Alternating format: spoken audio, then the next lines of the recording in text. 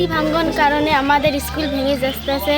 আমরা সরকারের কাছে আকুল আবেদন চাইতেছি যেন আমাদের নদী ভাঙ্গন বন্ধ করে দেয়।